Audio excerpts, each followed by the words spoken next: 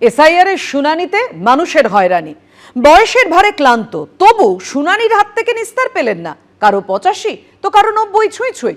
প্রকৃত ভোটার কিনা সেই প্রমাণ দিতে সকলকেই ছুটতে হয়েছে শুনানি কেন্দ্রে। উঠল হয়রানির অভিযোগ, আর এরপরই অসুস্থ, অন্তঃসত্ত্বা ও 85 ঊর্ধ্বদের জন্য ছাড় দেওয়ার সিদ্ধান্ত নিয়েছে নির্বাচন কমিশন। তো পশ্চিমবাংলাকে হ্যারাস করছে কেন নির্বাচন কমিশন? এরা এরম ভাবে অরিজিনাল ভোটারগুলোকে ক্যান্সেল করে দেওয়ার চেষ্টা করছে। কেউ 80 পর, কারুর বয়স 85 তো কেউ 90 ছুঁই ছুঁই। বিছানা ছেড়ে উঠতে পারেন না অনেকেই। তা সত্ত্বেও অনেক কষ্ট করে এসআইআর এর শুনানি কেন্দ্রে হাজির হচ্ছেন তারা। তুললেন চরম ভোগান্তির অভিযোগ।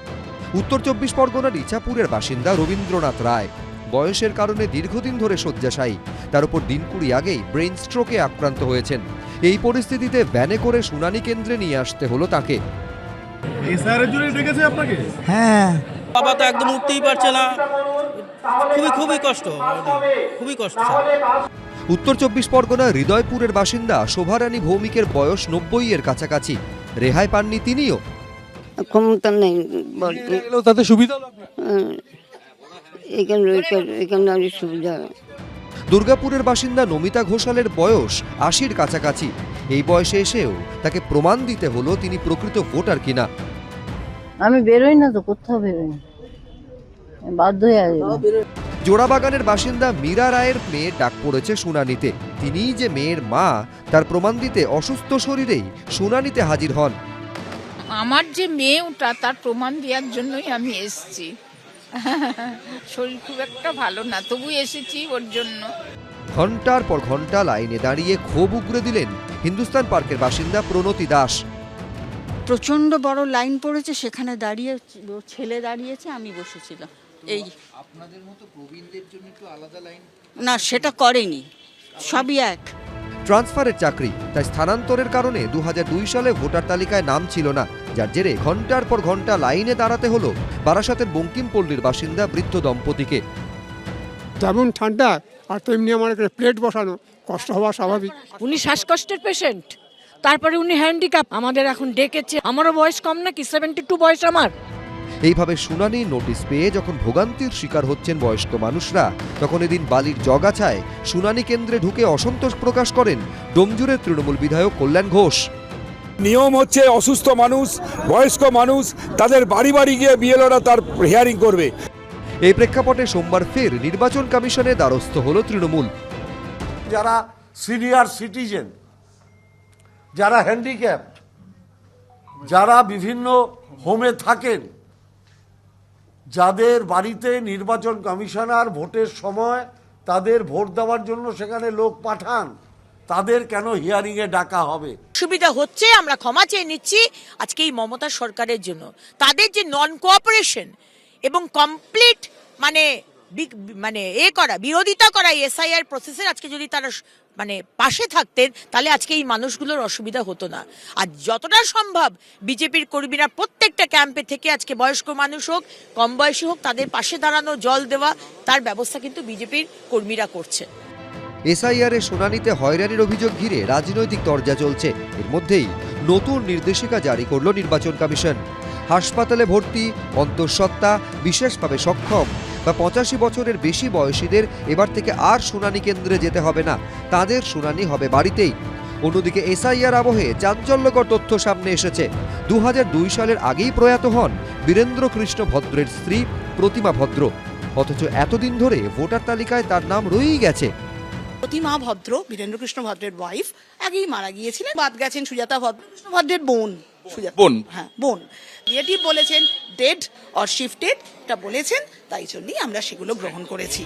বীরেন্দ্র কৃষ্ণ ভদ্রের বোন সুজাতা ভদ্রের নামও একইভাবে রয়ে গেছিল ভোটার তালিকায়। এসআইআরে সেই নাম বাদ দেওয়া হলো। ঝিলম করঞ্জাই, রুমা পাল, মনোজ বন্দ্যোপাধ্যায়ের রিপোর্ট, এবিপি আনন্দ। বিএলএ 2-কে ঢুকতে না দেওয়ায় চুঁচুড়ায় 2 ঘন্টা এসআইআর শুনানি বন্ধই করে দিলেন তৃণমূল বিধায়ক অসিত মজুমদার। শুনানি বন্ধে অসিত মজুমদারের পাশেই দাঁড়িয়েছে তৃণমূল।